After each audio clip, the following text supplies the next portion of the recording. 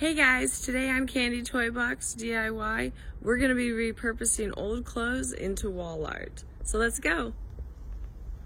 So this is a super simple repurpose project to save all those shirts with those nice sayings on it or cool designs. So for this project, you're going to need, of course, your shirts, scissors, and a piece of scrap wood and a piece of either foam board or cardboard. And then for the most part, you want a staple gun. You may also want a hot glue gun or duct tape as well, or fabric glue. You can also use picture frames that have glass or don't have glass with it if you'd like. Here I actually had a little craft chalkboard, and it just so happened to be the right size because I didn't have the right size piece of wood. And that actually turned out great.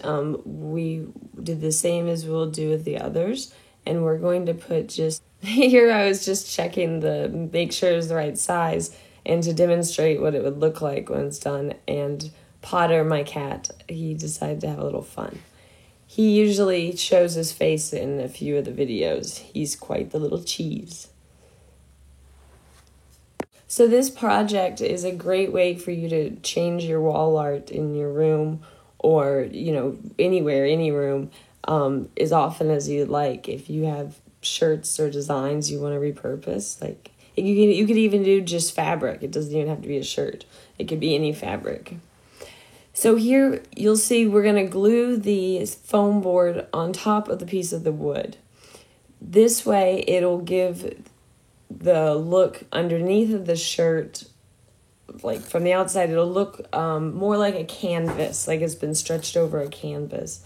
Or like a canvas. It won't be so like sharp corners like it's stretched over a piece of wood. It just gives it a softer look whenever it's done and stapled to it. And we're going to be stapling the fabric or the shirt to the back of the wood. And that's why you need the wood backing in order to use the staple gun. So here I just cut around the seams so that we didn't have any of those thick seams, and it was just the thin layer of cotton. And I cut it as big as possible to begin with, and then you'll see later you can cut off the excess after stapling it. So I kind of just eyeballed it to get it in the center and make it sure it's even all around. You want to stretch it around, but you don't want to stretch it too much where it distorts the design.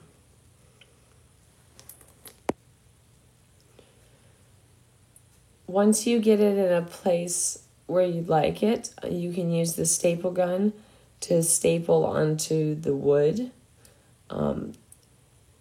Make sure it is, onto the wood. And if you don't have a staple gun, you can use hot glue or duct tape. It's for the wall, so you won't be pulling on it or anything. And the hot glue I found works just fine.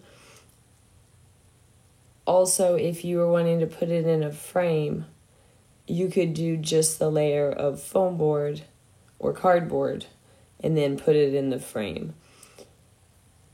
If it's cardboard, though, you want to make sure it's a kind of thick piece that hasn't been bent. So you get a smooth look on the outside, you see. Just staple all four sides as you get each side where it needs to be. I like to check the front quite a bit so that everything stays in line.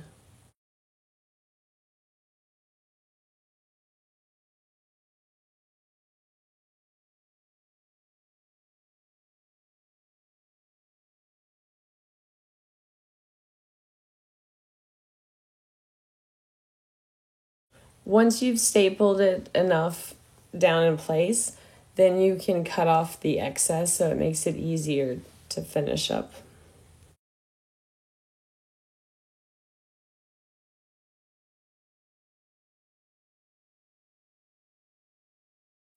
Make sure all the corners and edges are secured so it stays the way you want it and it's straight.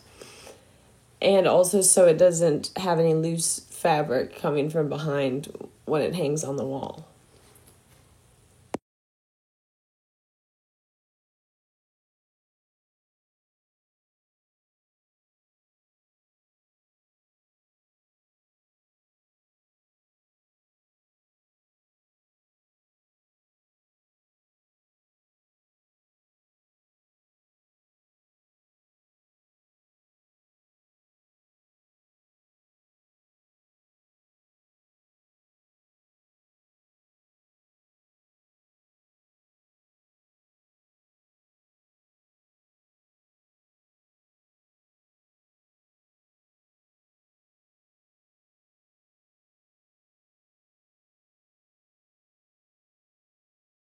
Finish stapling down all the corners and edges. And then voila, you have yourself a piece of wall art. Then you could attach a hanger to the back of it, or you can even hot glue gun a little hanger on the back if you need. Now, here we did one in the frame with no glass, and I did it over just a piece of the foam board. And there I hot glued the fabric and also put some duct tape. And then once it was pressed in the frame, it naturally was going to hold even more in place. Okay guys, I hope you liked our repurpose project today on Candy Toy Box. If so, don't forget to like the video and leave me a comment down below. I would love to hear from you. Candy Toy Box, peace out.